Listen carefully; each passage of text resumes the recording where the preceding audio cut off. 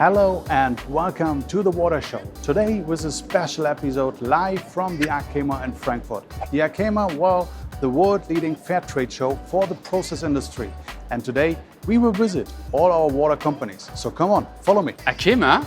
Wait, I thought we were going to a water trade show. Darn, that's not a water trade show. The process industry is in the end user for our water technologies. So that means every technology we deliver ends up with the process industry, and that's why it matters being here, right? Or what was the question about? Okay, that's a fair point, but when you polled your audience, they said to 96% that ACHEMA is not the right show for the water industry.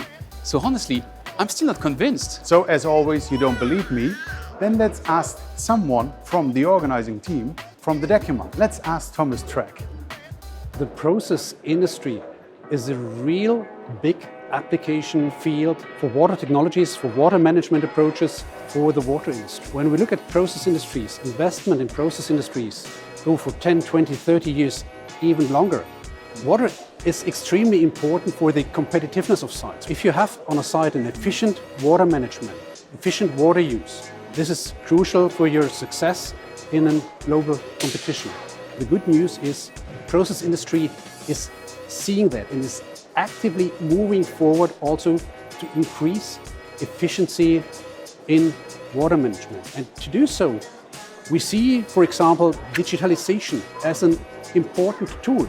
If we look at upcoming perspectives that are driving process industries, that means water in the context of hydrogen production or water in the context of fossil-free production, water becomes enormously important. To close your question, water is already present at ACHEMA. When you look into our exhibitors, this time more than 2,200 exhibitors, around 20% of them have a relation to water, being it with pumps, pipes, filtration, membrane technologies, automation, sensor technologies, and engineering. So water is already there, but we are very much looking forward to have water more present in the ACHEMAs to come. What process industry at the end is looking for is integrated solutions. So that means it's not island solutions.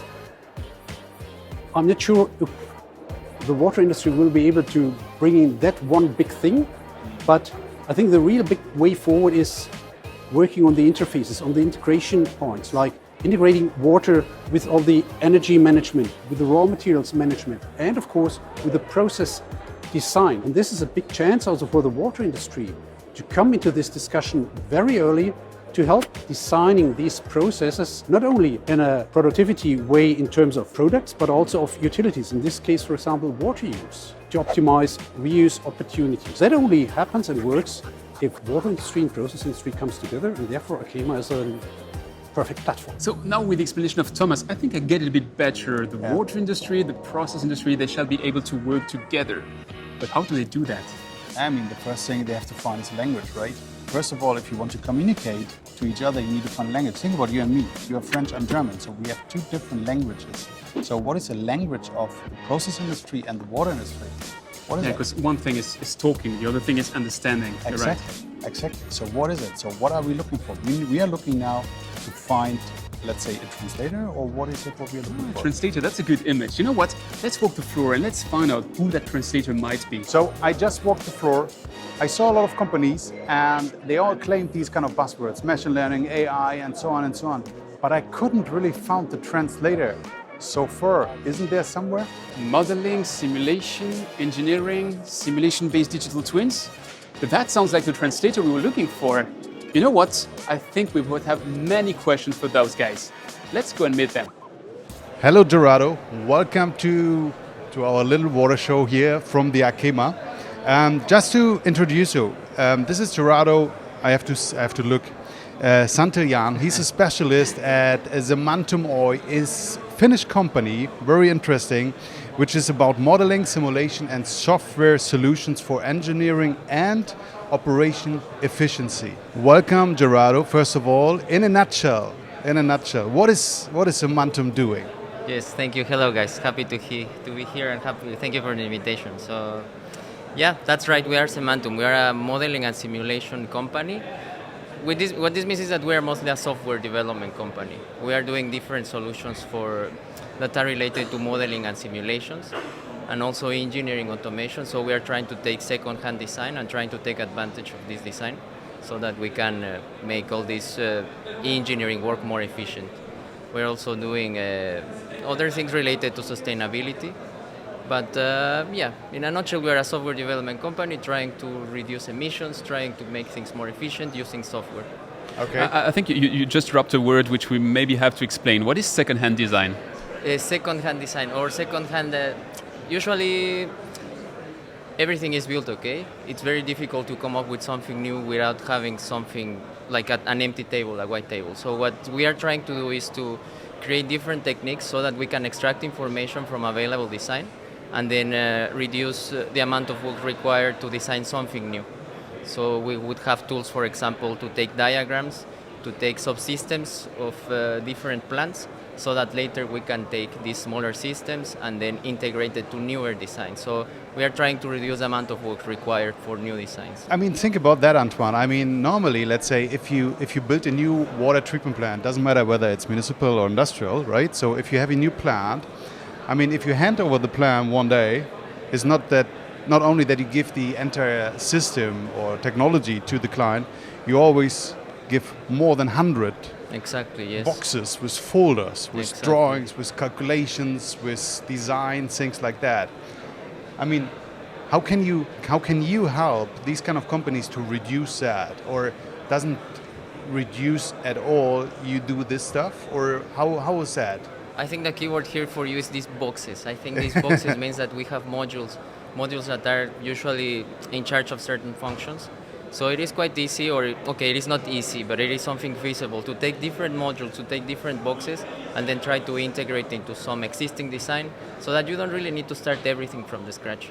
How we do it is, again, it's for example, taking something as simple as drawings in PDFs. You are able to, for example, take different diagrams of processes, of subsystems, and then you can extract information from it and then eventually start building upon this information that you are extracting from the diagrams. I think that, for example, in process industry, this is something that is very important because, again, plants are very similar to each other. You just need to maybe adjust certain things, and I think operators need to be more aware that they can do this. They can reduce the amount of money and work that they require for building new facilities if they only take advantage of what is already existing.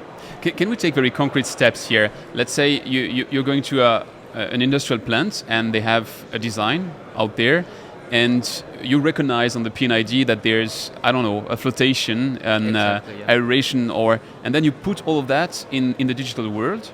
And then what are you feeding? A model? Or how is that working? Exactly. Well, you can, for example, there are different diagram tools. For example, these days in process industry, there is an initiative that is called DEXP. Shout out to those guys. We are part also of this initiative. And the idea of this DEXP is that you are able to have interoperability between different diagram tools. All these piping and instrumentation diagrams are usually built in these CAD systems. And then one big problem that has always been there in industry is that there's not interoperability between, for example, vendor A and vendor B.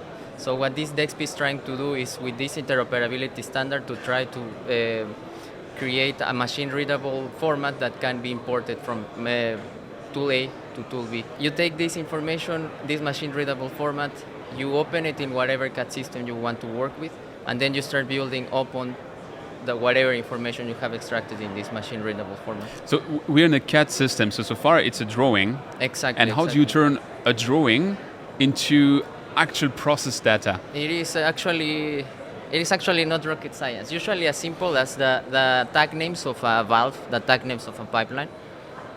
The way you would name this equipment is already standardized. So for example, in a pipeline, the way EPCs are like naming these pipelines is in a way that the tag name can already tell you the material in which the pipeline, the material of the pipeline, what kind of fluid is running over the pipeline, what type of pressures are expected.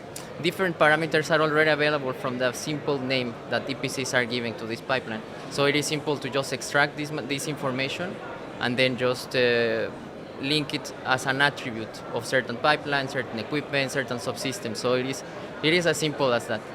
And of course, it's up to the engineers always that we call it this it's going from a dumb diagram to an intelligent diagram. By dumb diagram, we mean just a drawing, can be made even with paint, as easy as that.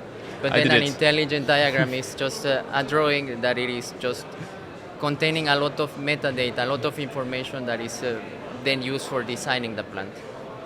But what about the engineering part? I mean, drawing is one thing, right? But let's say, especially, I mean, during my study, I learned how to design a wastewater treatment plant, a municipal one. Yes. Yeah, 20 years ago. Right, years ago. But let's say the system, the calculation years ago is the same 20 years ago or 30 years ago, Most right? probably, So it's always the same. It's always the same. Exactly, So yes. I was thinking during my study time, hey, we should automate that, right? So we should have a computer who can do that. Literally, you did that, and I was a little bit too late. Maybe you have stolen my idea. But how far can you go in terms of designing? Of innovating that design? Yeah, or let's say in principle of the design sheet. Are you going just to the basic, or are you going also to the detailed engineering phase? In this case, we are not really a design company. We are just helping companies to take advantage of what they have. But then, for example, something funny was recently we had a case with one customer in China that was building this modularized, I guess you are aware of this. For me, water industry, I'm not so familiar with, but they were modularizing these water treatment systems into containers. Yeah. Yep.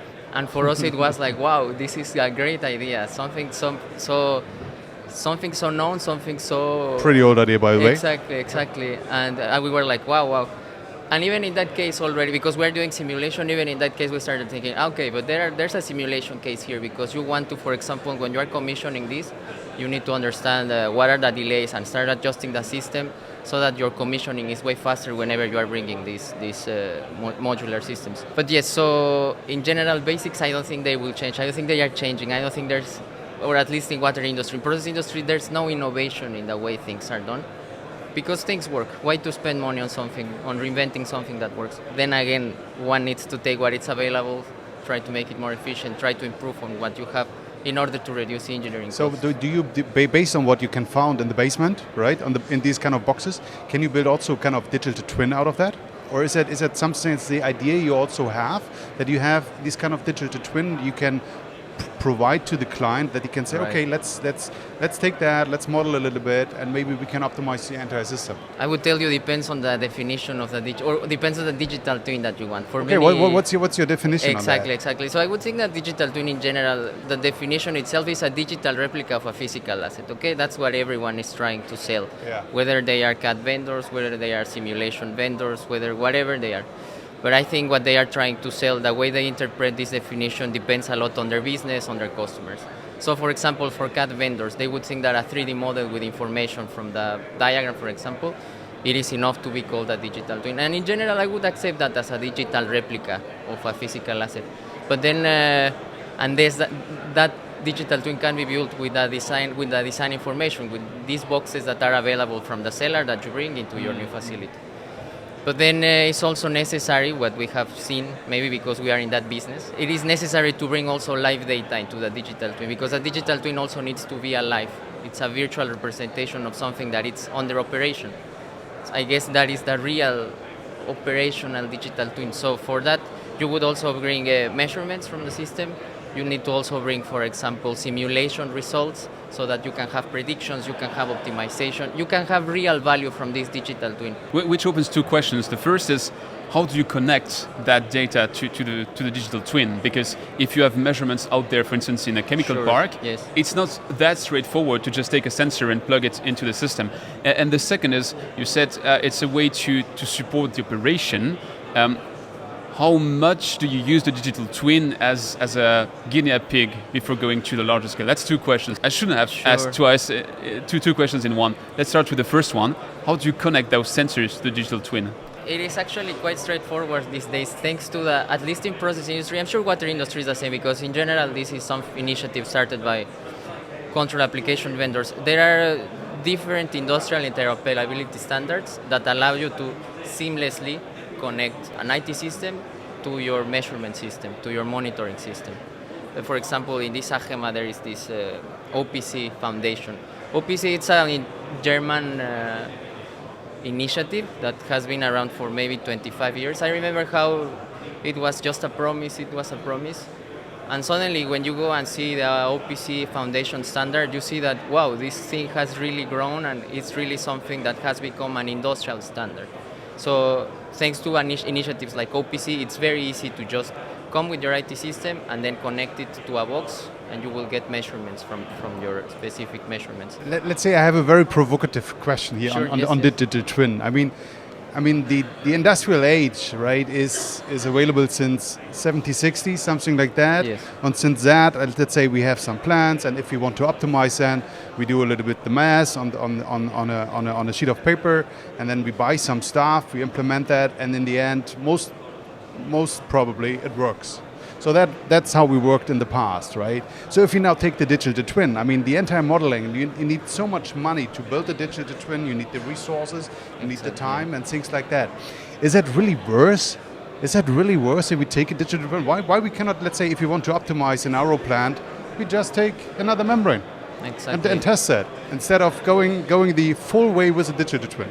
It's a very, very provocative question, I know that, but... Yeah, no, but I think it's something that we face every time we go with a customer trying to sell a digital twin. And at the end of the day, it's not how much money it costs to implement it, because they are expensive to implement most of the time, but it is about how much value the customer is getting from it.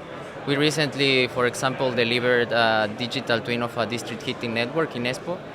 Very complex system, very big project together with a utility company there, Fortum. We expect that payout time will be in the range of days, in the range of less than a month. Let's see how it goes, because we are now under development in that. But I think that it is something that it is not about how much it costs, but it's about how much value it can bring to your customer. I mean, how accurate are the numbers you get out of the digital twin? I mean, yes. There are numbers I get out if I take my computer, right, and put some numbers in, right? I can do the math by my own. But if I have a digital twin, I have to rely on the data. Yeah, the problem with the computer is usually between the screen and the chair, but that's a different story. What is usually the aha moment for your customers when they start using the solution? When is the exact moment when they think, oh, that brings me a lot of value? It's a good question. I think already when they can see that they can see what it's not, when they understand that they can see something that they were not aware of. As easy as you can take the digital twin to take measurements from things that are not measured, you can explore, you have better understanding of your system. In cases when optimization is needed, of course, when you start realizing that your efficiency is increasing, it is when it clicks and you say, okay, this was worth. Many times it's not about increasing efficiency during operation, it's also making giving reassurance to the customer that what they have designed is working according to what they were expecting. We have helped a lot some customers to be sure that their design it is working correctly. Already with simulation and with this digital twin, you can already see if certain parameters, certain equipment, certain expected nominal values are in the range of the things that you are expecting from your system. So already then it's bringing value. And one thing important about digital twin is that yes, it's mostly for operation, and that's how we see it. But already I think starts existing when it starts being designed. So the digital twin can already start during the design of a physical system. And we have seen that the earlier you start building your digital twin, the more cost efficient your digital twin will be, because you can use it for many other applications and you can get a lot more value from this system. You explained how in the process industry many things are common from one plant to another, and that's where you can almost standardize that, which I would oppose to every single water is different. Yes, and right. Every single operator will tell you that he's a special snowflake, sure, and yeah. that he's absolutely different from all the others. So how do you work with that paradigm where on one end probably there are some standards, and on the other end everybody has its own story? How can you standardize between those two extremes? I think you just need to adapt, right? And show that you can bring value regardless of how unique or different is your system. At the end of the day, a claim is a claim. But when you are working and realizing that design is very similar, that the system, you expect this from the system, which is similar to this other industry, I think we are not that as unique as we think we are. I think everything behaves That's an interesting similar statement, right? We are not as unique as we think we are. Except me, I'm unique. Yes. Yes, I mean, a little bit the final question. I mean, you and I mean, we are the let's say we are engineers, right? We are environmental engineers, we are process engineers. A couple of our guys, you know, they have these kind of civil engineer, process engineers, things like that, mechanical engineers. Are we go to extinct? Are we? Shall we be worried? Are the guys, you know, the IT engineers? Are they taking over everything? So should we be afraid? So are we? Yeah, that's a good question. I guess we should be afraid of automation, right? But I think we're very far from really being completely automated. I think we have this misunderstanding that machines will rule us. I think we are very far from that. I think that we should not be still afraid of that. It will get there maybe, but maybe it will be our grandkids who will need to deal with that. I think that we are building intelligent systems, but they are not as intelligent as we are still. At least I wouldn't be afraid of that. But I don't know you guys. You are even more aware of what is the situation. Are you afraid about that? I'm not afraid at all. No, me neither. Yeah. Me neither. Yeah, It was very provocative. I mean, someone has to say, yes, IT guy, you are right or not. But to be Yes, fair, exactly. when I discuss with some of my engineering friends, and I told them, you know, companies are now coming on the market and claiming you can automatize the design, you can make the process more efficient through computers. We're like, okay, so you're cutting costs on engineering. And I think that's a fair concern. Sure, yeah. But long before cutting costs on engineering, we're making the full system more efficient. Exactly. And I know that there's an overlap between those two concepts, but for now, I see only benefits to it. Yeah, absolutely. Yes, I agree. fully agree. We complement still. I think that even these digital twins are mostly used for decision support. They are not really still digital twins that are controlling a system. You still need to go through an engineer, through a person that is verifying that these results are in the ballpark before you actually implement any change or control action. I think, however, we are not that far from that. I think it's just a matter of trust in the machine. But yeah, I think we're still a little bit far from letting this happen, from automation overruling us. I think it will still take some time for that. What's next for Semantum? Providing these tools to a wider audience. We are recently launching this diagram tool for extracting information from drawings and digitizing them and making them available so that you can reuse second-hand design. We are recently relaunching a new version. We are trying that people are aware of the tool, and we are trying that more people take advantage of what we are building, and building digital twins also, and also trying to help the industry to be more sustainable. So that's another part we are trying to. Thank you very much, Gerardo. Thank you, Do you have guys. any Thanks further a lot. question? No, Thanks a lot. It was a pleasure having you here. Thanks for giving us a little bit, the direction where this all goes to, and thanks that we can now clean our basements. Yes, That's do pretty that, good. guys. Thanks And a lot. Call us so that you can do it in an efficient way. Yeah.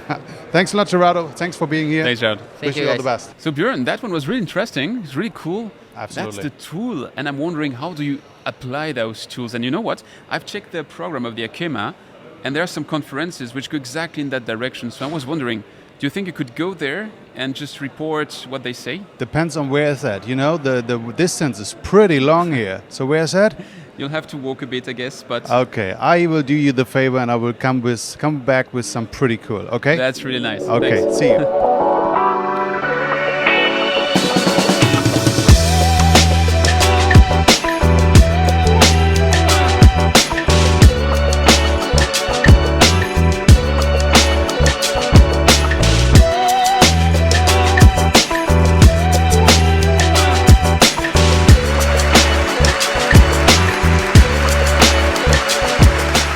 So Björn, how's the conference going? Anything interesting? Absolutely, Antoine. I saw so much interesting stuff by Veolia, by ACHEMA as well. DECHEMA was presenting a lot of interesting things about smart water management systems and things like that.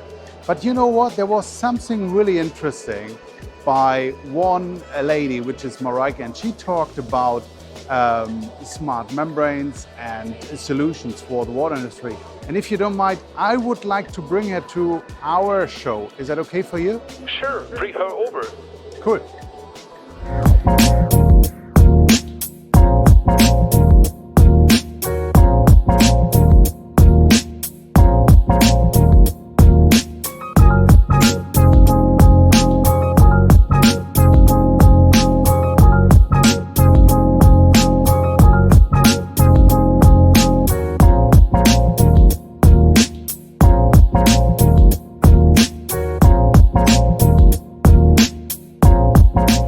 Björn, welcome back. Marieke, welcome at all.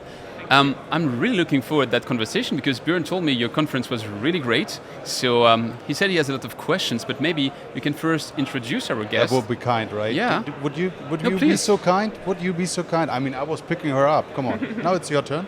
No, please introduce. Okay. Yeah, we have here with us Marieke Hade. Marieke Hade is the digital product owner. And now I do it right, from Veolia Water Technologies, based in Paris. So you are German, living in Paris, and welcome to the ACHEMA. Welcome to our small water show here. So yesterday, I was watching your, let's say, listening and as well watching your presentation. And I mean, you said something with membranes, and if someone says something about membranes, I wake up because I'm from the membrane business, right? So you said you have smart membranes. So my question really is, how smart are they membranes? They are quite smart. Okay. So they can talk to me with, I have my mobile here, so they can send me a message like they can send Alexa? you notifications on your phone. Yes, the application Smart Membranes is not yet mobile responsive, but you can access them on your laptop from anywhere. So it's an online platform. And give us an insight. What kind of membranes we are talking about? Are we talking about any kind of membrane, any application, and what is the smart part? So initially they were developed for a drinking water desalination plant in the municipal sector, but they have been adapted recently to fit the Sirion Mega, which is a standard product of Veolia Water Technologies, to produce purified water for pharmaceutical and industry processes. And what's smart, so there's different levels in the product. So there's first like the descriptive level, where you just see the process data that is gathered, and then you have the predictive layer that is the more smart part, and the algorithms. It's machine learning algorithms. So, but the first step is the normalization of the parameters, like differential pressure, flow, and salt rejection. Okay. And this is also a machine learning algorithm that's doing that. So it's not the standard formulas from the suppliers, but an algorithm that's really adapted to the specific site. And this alone, so the normalized parameters can give you a lot of insights already.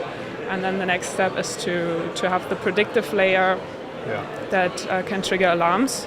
So it's the operator on site that sets the thresholds for those alarms, and then he will receive a notification if there's a clean in place to be performed or a membrane replacement. So you have the platform in space where you get from the sensors all the data. Yes. Right, so you are allowed from the sensor companies, from the suppliers, to get the data. So how do you manage that? Because for me in the past, that was always the bottleneck, what I have seen, because every company wants to keep their own data. They don't want to give that out. And I think, let's say, if you have a pressurized transmitter over there, it's not a Veolia one, it's somewhere you have bought from the market, but you need to get all the data. Yeah, so, but it's not connected to each single sensor. It's connected to the PLC on site. So you're extracting data from the PLC, and then you're leveraging that data to make a smart system, which is a bit smarter than the PLC itself. Yes, exactly.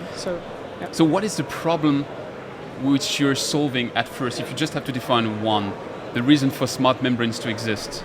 It's the predictive maintenance, so the ability to schedule the maintenance beforehand and not to react, but be proactive, and to increase the lifetime of the membranes by avoiding too many chemical cleanings, and also to have reliability on to say when the membrane has to be replaced. So basically, when you're the membrane guy, so you're gonna hit on me, but a membrane manufacturer claims the membrane is going to last between 7 and 15 years. You're ensuring that we are closer to the 15 than to the 7, which means a lot of savings on the total cost of ownership. Yeah. So, but the problem with that is that we don't have underlying data to prove that yet, because the tool is new and we don't have the 15 years. But it's what we're aiming for. Yes. When was the first installation? The first pilot is Oman Sur. And not sure when they started, 2 or 3 years back, I think. So now on, let's say you want to have a couple of these kind of installations with a smart membrane, you're collecting all the data, and then they can compare, right? So then you can say, well, this is working better than the other one, so we have to do something here, or maybe the process parameters are in a different way. That's how it works. Yeah, but the algorithm has to be trained on each plant. So there's always an adaptation phase where the algorithms adapts to and that's why it is just only for the drinking water, for the seawater desalination to create drink water, because it's somehow, I would not say the easiest, but let's say the most predictable application. Is that the reason? I'm not sure why this site was chosen, but I think because it's a big site, they have a lot of membranes, so it's just more potential. The big desalination plants with don't know how many ROs. You have more potential in the savings if you can increase the membrane lifetime there. The savings will just multiply by the number of membranes. So. And how does the membrane solution, so the smart membrane, integrate into your larger offering, which is Hubgrade? Hubgrade, exactly. So we have the essential tool, Hubgrade Essential, which is the first point of contact. So that's the one that we can offer to all kinds of water applications. And then we have Hubgrade Performance with 2 modules, which is Hubgrade Performance Inside, and smart membranes is part of that.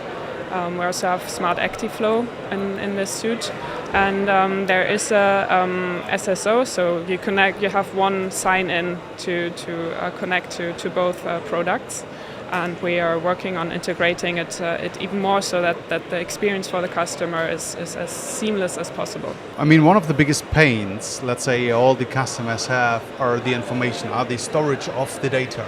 Right? So normally, let's say, if I would be your customer, I would be connected to Hubgrade. That means you take all my data, you store it somewhere, and that is especially, let's say, if I would say, well, I'm a pharmaceutical company, let's take the worst case, and I would be very scared about that. You just lighted so many red lights in your questions. So many red lights. You store it somewhere, okay. You take my data, okay. But wait.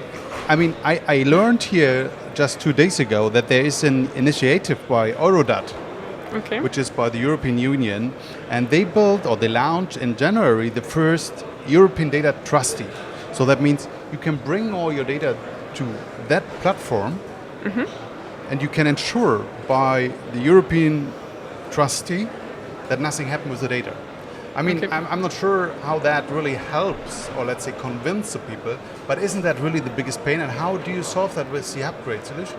So let me come back to the first, the red lights. I think we should. So, I mean, we're storing the data, but ownership is still with the customer.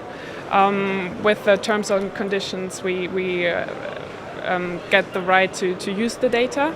But the ownership lies with the customer. And then we have a very high level of cybersecurity end-to-end, so from the physical over network and platform security. We work only with certified partners, and the whole system is certified itself with the highest international standards like the ISO 27001. Is it on-premise or is it in the cloud? The data is stored in the cloud, and then we also work with a very secure partner. But wouldn't such an initiative, wouldn't that really help to win also the trust? I mean, I don't know where your cloud is. Most probably one of the bigs, right? Like Amazon or I don't know. Yeah, right? Exactly. So, but let's say still, that's what I heard over the last years. Yeah, I don't want to give my data out, right? And if you say, well, we store them somewhere in the US, Amazon cloud servers, red flags, mostly. Especially for sensitive industries. And for regulation reasons. Absolutely. So that's why I was thinking that's really such a cool idea if you have this kind of trustee, that you get connected with a trustee, that even that your clients get the trust and say, okay, I place my data there and Hubgrade is going there and get the data back. Wouldn't that be kind of a good solution? I think it depends on the customer what they put trust in. I mean, the international standards and audits that we do, it's as I've said, it's internationally accepted. But if you have a customer that only trusts a European solution, then maybe this would help. But I'm not sure that it's the case for a lot of customers.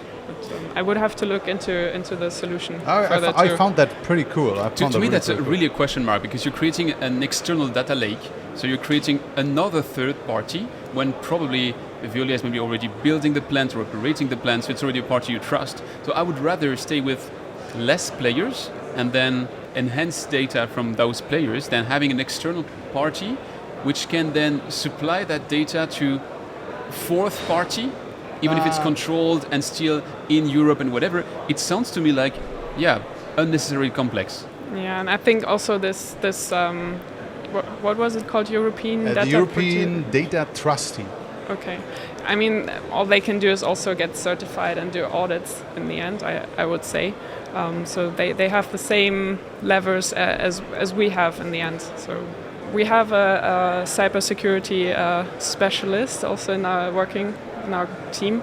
And I think he could answer probably better than me to that question. It's more and more important that we have something like this in our companies, right?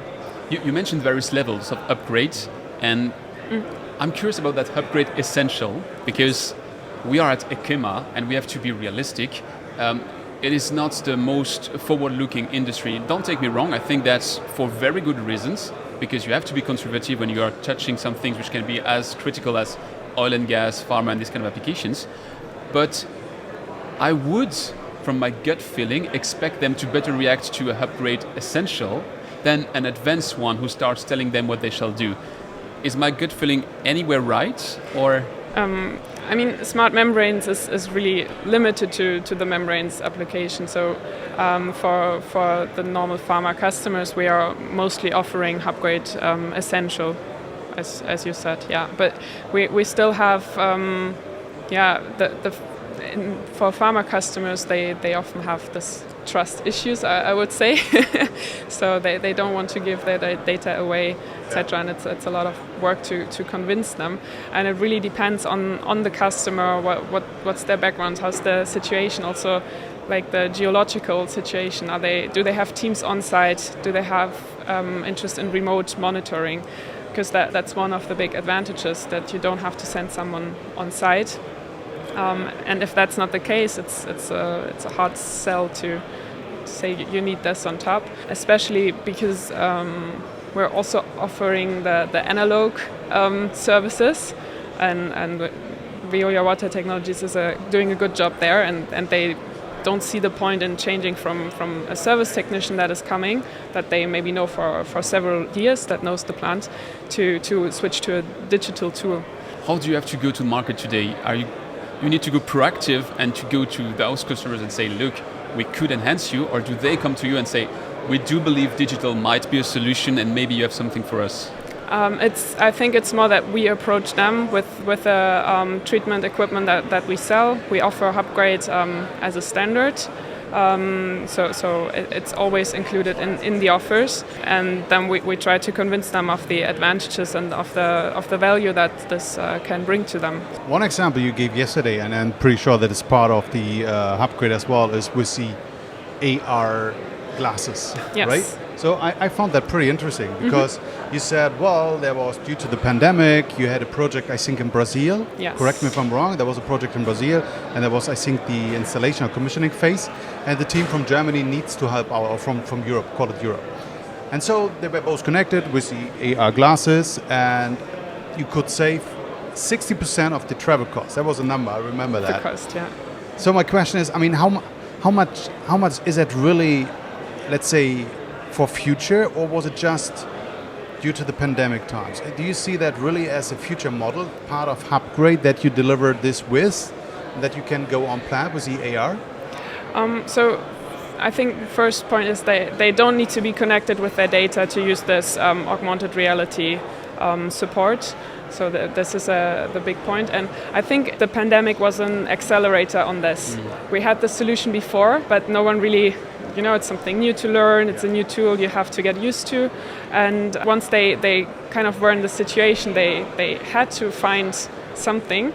They tested it, and they're pretty convinced now. They use it as often as they can, because all the travel reduction of costs, but also carbon footprint I mean, it's more sustainable not to take the plane to go somewhere, and they have really good results with that. Yeah. But how does it work? I wasn't at the conference, so you have someone with the VR somewhere in Europe and someone with a phone or with VR as well somewhere at the plant, and then communicate. We call it remote life assistant, but it's augmented reality, so it's not like a 3D model or something that we use. It's as you said, it's a phone or smart glasses if like, the customer like the has Google it. Glasses or something. Yeah, exactly. And then the advantage is that the person that gives the support can see exactly what the operator sees and can then draw like a circle or an arrow to say, open this valve. Look at this, read this value from the sensor, and then interact with the person, with the operator on site. And there's also some features included there to create like a manual from the support session and to go back to look at the videos, etc. So it makes it a lot easier to interact, because over phone it's hard to say, turn exactly this valve. I did this some years ago in India. I tried to have the installation. I had that experience. Yeah, right? yeah. And we tried to do the commissioning there because there was an issue, and he had a phone, I had a phone, and it was FaceTime, right? And I was thinking, okay, now you have to press this, but no, not this one. Take the other one. Oh no, this was it was so much pain. Yeah, and the cool thing is that if you draw the circle around the specific valve, even if you move the phone, the circle stays around the valve. So you can really move around in the reality and have the information moving with it. But isn't that just an in-between step towards the day where we can just actuate everything from any end of the world, which opens safety issues, I get it, but it sounds to me like you still need to have two humans, which is probably one too much. Well, I mean, our tools are really there to support the operators on site. We were talking about the trust issue, so our data is going one directional from the site to us. The other way around, there you have even bigger problems with trust and with cybersecurity, because then you can remotely control the plant and you get hacked, then you really have a problem. So it might be in the future, I don't know, but I think it's still quite far away. It's like playing computer, right? A little bit? Yeah, I'm the best skateboarder in the world, you have to know that, just because since I'm that big, I'm playing Tony Hawk skateboarding on my PlayStation, so a lot safer, I guess yes. It's exactly the same, so I cannot claim I'm an operator, because if I take some VR goggles, I can play, what is it called? Veolia 2022? Is it like FIFA? There's a new one every year, and then you can play. Oh, there was the wastewater treatment plant that wasn't existing before. Oh, that's cool. Okay, now we have the proof that he's a crazy guy. Well, I saw a presentation yesterday also on, I think it was from Siemens, where they use virtual reality to train operators in case of incidents, etc. And we don't have this yet, but I think for training it could be quite good. Oh. Virtual reality for training. I have to show you something, Björn, later. Okay, please do. I have to admit, I never had these kind of Google glasses or these kind of augmented reality on my head. Never ever. We'll I'm a solve little bit that. scared. I'll show you. Okay. I saw some applications where they put the phone in like. Yeah, I think there was the first version, right, where they had the glasses and then you put the iPhone into that. Yeah. Right. I think it was years ago, right? Maybe it was. Yeah, it's not I years tried ago. this It depends once, on your yeah. budget. Okay, if you have a small budget, then you have the. Yeah. Okay, got it. Okay. He's rich. He doesn't know the struggles. So. All right, that was pretty good, pretty interesting, Mareike. So, how do you see the future in terms of digitalization? What comes next?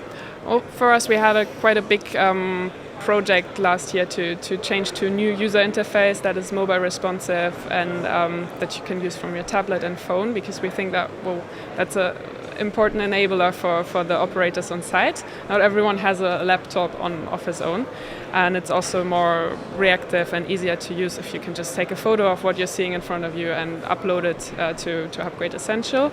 We're really trying to push this now, but we have a lot of ideas, of course, also for further developments on the smart membrane. So we have smart ActiFlow. We want to apply this to other applications, make it applicable on other use cases, and on Hubgrade performance plants. So I haven't mentioned that earlier, but it was the third example that I gave yesterday. They're working on a sewer solution. Yeah. On Hubgrade Essential, we want to also work on the languages, that everything is translated correctly for our international customers. Pretty cool. Nice roadmap. Absolutely. Thank you very much, Mareike, for being our guest. It was a pleasure to have you here. And thanks for the insight. I wish you most of luck. Have a safe trip back to Paris, because that's where you live. Yes. And see you hopefully very soon. Thank you. Thanks a lot. So we've seen one way to use AR, VR, but actually it's not the only one. And during the pandemic, we've started looking at other ways to use that in my company. And I thought with Björn, we have a good testing pupil so that we can see if he can learn how to, for instance, weld a pipe. Let's find out.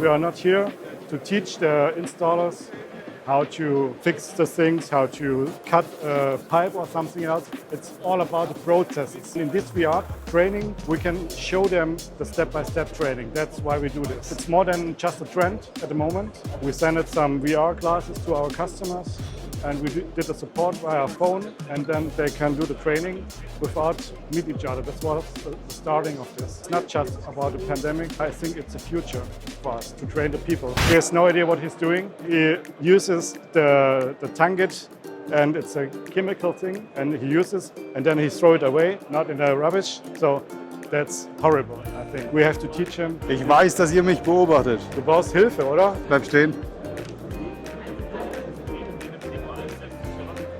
I am a super professional, so I can onboard on a ship and I can do whatever is needed. Well, Björn, if there was a doubt, now I'm absolutely sure we're still in operators. So we've just seen that Björn is not an operator. It was a good first try, Björn, congratulations, but you have to practice a bit. So we thought it would be great to have a real operator. So we're really happy to have you, Michael, with us. Björn, can you introduce our guest? Absolutely, and it's really a pleasure. We had a prep talk yesterday. It was so amazing. So thank you, Michael Stark, the head of engineering, Yncoris Industrial Services, to be our guest today. I'm really excited about that because the prep call yesterday was so amazing. Anyway, yes, yesterday, we talked about augmented reality. So I'm not sure whether I passed or I failed, but at least I tried to do this. So is that really the future? Is augmented reality, if I can play augmented reality, I fixed a pipe on a ship. Can I start with your industrial services? Would you hire me because I did it? For sure I would hire you, but I think to replace all the engineers by using augmented reality, I don't think so. But I think the best way is to mix it up with the engineer and the knowledge of the engineer, the knowledge of the plants, and use these new techniques just to be more efficient and to know more about the equipment you have to maintain or repair or just to replace. And I think it's a good mixture to use all the new techniques. But just to concentrate only on this new technique, I don't think that makes no sense for me. All right. Okay. But you heard he would hire me, with or without passing the test. Okay, let's take maybe a step back. Can you just explain us what Yncoris does so that we get a bit of a flavor? Yeah, Yncoris is on one hand running a chemical park in the near of Cologne, and supply all the clients in the chemical park with utilities like steam, water, nitrogen, oxygen, and so on. There is also an engineering department and also a department for maintenance, turnaround, shutdowns, planning, and so on. So we cover, let's say, the whole life cycle of a plant. We start with the process development from the first idea of the project, of the product, go all through the phases like conceptual design, basic design, detail, construction, and so on, and later on maintenance, and even rebuild the plant. That's pretty interesting, because we started here the show the last 2 days due to the fact that we have the process industry on one side, which is pretty strong. And I mean, you see all the exhibitors here, right? More than 2,200. And then we have the water industry, which is a small, call it supplier for the process industry, or let's say a supplement, or whoever want to play that. How do you see these two kind of industries, especially from your perspective as an operator, as you have a little bit more the overview? How does it fit? Is there really, let's say, I mean, we are missing a little bit the link here between the two industries. Yeah. A few years ago, you have to, let's say, look at the wastewater treatment, for example, like an end of pipe. You have the core business, the core plant, and at the end, you have to handle with wastewater. Okay, that's just, it's a duty, nothing more. But looking at the topic sustainability, for example, or the worth of pure water, I think we have to rethink about the wastewater treatment. So, for example, are there any material inside the wastewater we can recycle, we can reuse? And also, there's also the link between the process technology, because you need processes to clean the water. For sure, there are well-known processes to clean the water, and there's also new techniques to recycle the water and to make it cheaper to handle it. So I think we have to rethink about the wastewater treatment. Just one very blunt question. Sorry, Antoine, to interrupt you, but one blunt question. I mean, how important is the wastewater treatment, for instance, for the industrial plant? How important is that? As there is no, let's say, great impact on the economic point of view, that it's an end of pipe plant, and I think in the case that we at the industry have to pay more for wastewater treatment, it gets more into account to look at it and to rethink about it. So I think in former days the industry, I think that's logic, look at the core business, not at the end of pipe plants like wastewater treatment, or also air pollution and waste air treatment. That's not the core business. You're mentioning resource recovery, you're mentioning reuse, and I'm just wondering, is that something which happens today, or is it something we dream of? Because I have the feeling now that, that was a full topic of our last show when we were live at IFAT, and we heard the opinion of the water industry, and I would be interested now to have the opinion of the field, what you experience out there, and what do you see happening today, not in PowerPoints, not in the future, like really today. Okay, you have to pay for the wastewater treatment by cubic meter, for example. So you reduce the amount of wastewater, and the plants get smaller, or could be planned or designed smaller, and there's one point. So I think we have to rethink it, because there are material inside the wastewater perhaps we can use in chemistry. Is one point of view, and the other is it's water. It's very worthwhile. It's just you use pure water to clean a vessel. It's also a waste from the process. Also, I think we have to look at the water, because it's gets worth more worth. From my point of view, the industry doesn't like recycle, because they don't know the impact of the product and its characteristics of the product. Just to test it and to say, okay, perhaps we can reuse the water, clean it up, and you are right. That means that the wastewater treatment gets into the core business, the core process, because we have to look at it at a closer look. In principle, our industry is talking the entire day about circular economy. Really, that we take the wastewater and we recycle as much as possible to reduce also the drinking water we put into the process. Yeah. What you are saying is, let's say, well, yeah, we should take as much as possible out of that. If there's something in some material we can recover. Well, all the rest, the industry doesn't really take care due to the fact that they are more afraid that they pollute their process with something which is inside. And that's why they go more for the drinking water, because that's the safe side. Even if it costs more, even if it is not the circular economy, are we wasting our time as industry in circular economy? It's a very blunt question, but that's a Michael, good question. if there's one person who can answer that is you. Oh, thank you very much. Okay, wasting time, I don't know, because right now it's a very busy time we see dynamics on different fields, like using gas, for example. Right now, there will be the day that we rethink about using drinking water for different cleaning processes or something like that. And I don't think that we are wasting time, but we should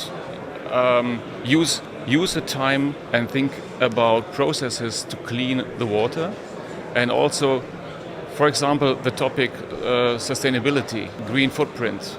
So we also should look at our wastewater treatment and look at, can we use the material inside the wastewater? Can we use the water, recycle it for cleaning processes? For example, let's say for the first cleaning I use this recycled water, and the last time I clean it with drinking water. That's very easy. It's no process or big idea. It's just infrastructure and a change of handling the process. Then the next step, go into the wastewater, make a pre-treatment, go to the centralized wastewater treatment, and then thinking about recycle the drinking water. To me, there's a link between this recycling topic and the digitization, because I could imagine on a big chemical park that you have your central treatment plant, and you could shift from that and say every single production line has a specific wastewater which you could treat in a specific way, and that would mean now everywhere in that park you have smaller units which are connected probably digitally. So that to me would be the link to what digitization can enable in that new realm. Yeah. Would you see that as decentralized treatment, or what is the level to which we could go pretty fast? Okay, that means I think that opens a new field, because you can control the process by using data. For example, you use a chemical to clean the water, and you say, okay, I always put this amount chemical into the water, and it fits all the way. To control it based on the concentration, you say, okay, if this concentration, I need this amount of chemicals, or this kind of treatment. So it depends just on data you use, and not only on experience. Yeah, and I think, okay, this amount is enough. It's for all cases I saw in my plant, it's enough. So just it depends on the data you measure and say, okay, so the treatment has to be that and that. And I think it makes economical worth to use data, and it's very easy. But you have the data, because okay, so data is already logged and you have it everywhere available with like 20 years of history, or at least. So it's kind of a shame that we don't use it more. Yes, it's just a question of money. Okay, so it's a matter of money. Yeah. At which level? Who doesn't want to invest there? Right. The question is there a pain? And if there is a pain, you invest money, you rethink the plant, and for sure, you look. The first look is at your core plant, and not at the end. There's a plant, okay, and there will be the time that you say, okay, there is this plant at the end of my plant. Let's look at the amount of money we spent here, and to use the data. It's also a question of, let's say, how is the automation grade inside my core plant, and okay, that should give me, let's say, a point of view on my wastewater treatment, for example. And if the automation is very high, okay, I can look here.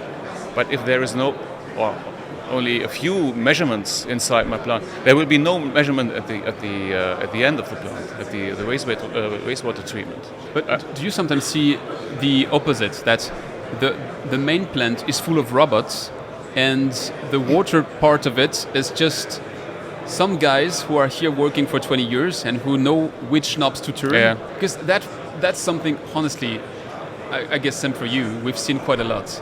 Yeah. The personnel who is running the wastewater treatment, they have a lot of experience. Perhaps they don't know the process behind it, the chemical process behind it, or the theory, but they have experience that's amazing. A well-educated gut feeling. Yeah. In 2 years, in 5 years, I don't know, they won't work there. You have to build up new personnel who is able to run the plant, or to support them with data. Why has the guy before me has done this and this and this, and say, okay, I now realize the relation between what have I to do and the reason why. And then the next step for me is to rethink, okay, can I reduce it, or what is the effect when I use other chemicals, and so I think it's step by step. The show today was, or let's say our visit here was to find the enabler, right? To bring the water industry together with the process industry a little bit more. We heard about solutions. I mean, we started with modeling, software solutions. We had smart membranes from Veolia. We talked yesterday about the optical things, which can measure the foam on aeration tanks, things like that. From your perspective, final question: what do you need from us, from the water industry? What is the one thing you are missing, or what should we do? Is it enough or not enough, or is there? I mean, if you would have a wish list, call it this way. My wish would be that we look at drinking water as a very, very worthful thing and resource. And I think there is the technique is available. There is enough engineering know-how. There's enough process know-how, but we have just to do it. Just to do it and say, okay, it makes no sense to use drinking water quality for different processes. And just to decide, okay, for this use I need very pure water, and I can use recycled wastewater for this and this process. We have to look at drinking water as a very, very worthwhile thing. Clear statement. Anything else from your end? I think that makes for a perfect closing. So it's a shift in mindset which we have to see, and which means that the debate we have between Björn and me to know where we are in the digital transformation curve, are we at the early stage or in the early majority? I was, before all these discussions, rather thinking that we would be in the early majority, but it seems like it's still a matter of early adopters. Thanks a lot, Michael. You're welcome. Was great to have you here to get the insights from a different perspective.